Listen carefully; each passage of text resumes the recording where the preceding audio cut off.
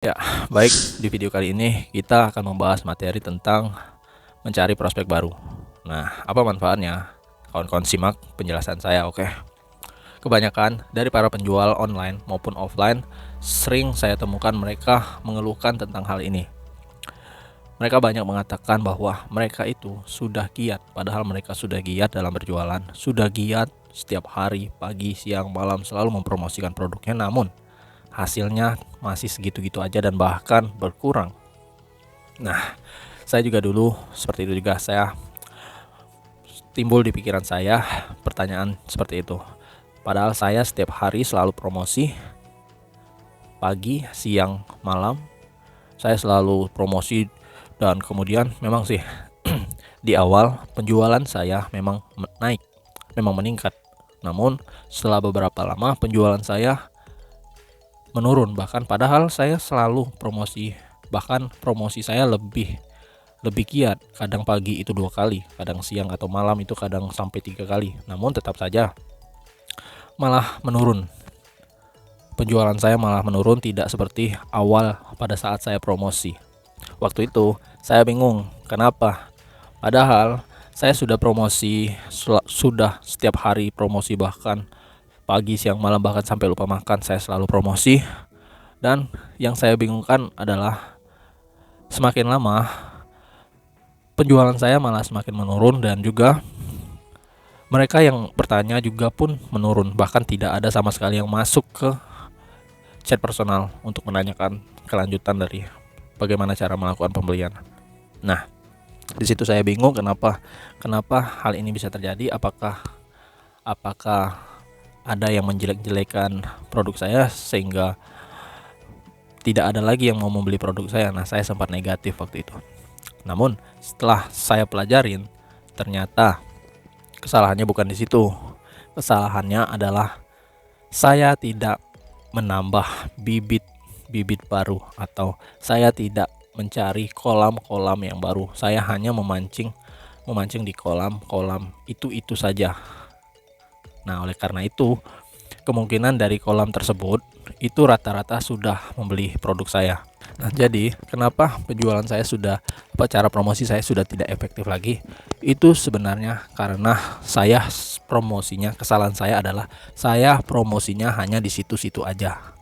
Kemungkinan besar calon-calon pembeli produk saya itu sudah habis. Ibaratkan kolam pemancingan yang seperti yang saya sebutkan kolam tadi, kolam pemancingan.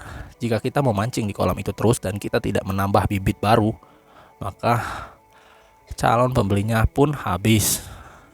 Nah, jadi meskipun kita giat, meskipun kita dalam 24 jam itu terus mancing di sana, ya tidak akan dapat ikannya, karena memang calon-calon prospek atau calon pembeli atau ikan-ikan yang ingin menangkap, yang ingin mengambil umpan kita itu sudah habis, tidak ada lagi.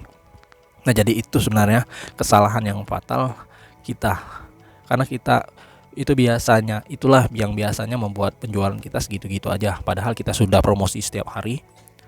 Nah, oleh karena itu, gara-gara kita hanya promosinya di situ-situ aja, maka penjualan kita pun juga segitu-gitu aja, karena di tempat kita promosi itu kemungkinan besar sudah habis calon-calon prospek untuk membeli produk kita. Kemungkinan besar yang di dalam grup itu sudah pernah membeli produk kita.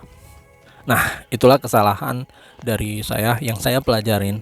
Kenapa penjualan saya segitu-gitu aja? Karena saya tidak menambah prospek, ataupun saya hanya menjual di situ-situ aja. Saya tidak mencari calon-calon prospek yang baru, atau saya tidak menjual di tempat kolam-kolam prospek yang baru. Nah, hal ini bisa saya katakan sebenarnya masalah klasik dari kebanyakan para penjual, termasuk saya. Nah, mereka kehabisan prospek, kita itu kehabisan prospek, makanya penjualan kita segitu-gitu aja. Meskipun kita sudah giat promosi, namun penjualan kita tetap segitu-gitu aja, karena kita mancingnya juga di situ-situ aja. Itu kesalahan atau masalah klasik yang sering dilakukan oleh penjual-penjual seperti kita, penjual-penjual pemula. Mereka tidak mencari prospek atau tempat-tempat baru untuk memancing calon-calon pembeli produk mereka. Oleh karena itu, setelah saya pelajarin, Setelah saya pelajarin solusinya, solusi dari permasalahan ini itu sebenarnya simple sekali sebenarnya. Solusi dari masalah kenapa penjualan kita segitu-gitu aja. Simple jawabannya, hanya saja ini jarang terpikirkan oleh kita atau jarang sekali terpikirkan oleh para penjual-penjual pemula. Nah, contohnya saya sering lihat para penjual all shop itu selalu menjual di beranda Facebooknya. Nah, di situ saya melihat tidak di awal memang dia rajin mengupload yang namanya testimoni.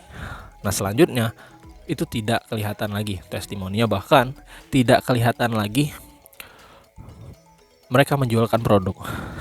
Saya rasa kemungkinan mereka sudah tidak ada yang beli lagi, maka mereka berhenti untuk berjualan. Nah, mereka hanya di awal saja lakunya, dan pada seterusnya prospek-prospek atau calon-calon pembeli produk mereka habis. Kesalahannya mereka tidak menambah calon prospek baru, kemudian mereka tidak melakukan penjualan atau tidak melakukan promosi di kolam-kolam prospek yang baru. Nah, masalah ini sebenarnya simple, hanya kita cukup jika penjualan kita itu jika penjualan kita itu segitu-gitu aja, artinya calon prospek kita sudah habis. Solusinya kita harus mencari calon-calon prospek baru, kolam-kolam prospek baru di mana market kita itu berkumpul.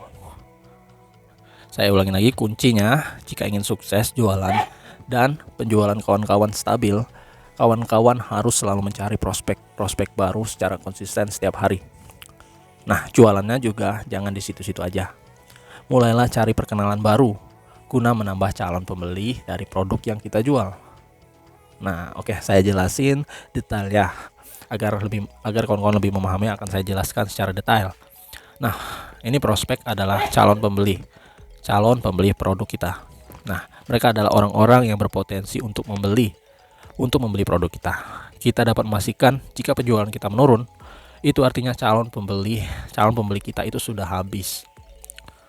Nah, ada dua cara yang bisa kita lakukan agar mendapatkan prospek baru. Cara pertama adalah mencari prospek baru, mencari kolam-kolam prospek baru yang sudah ada.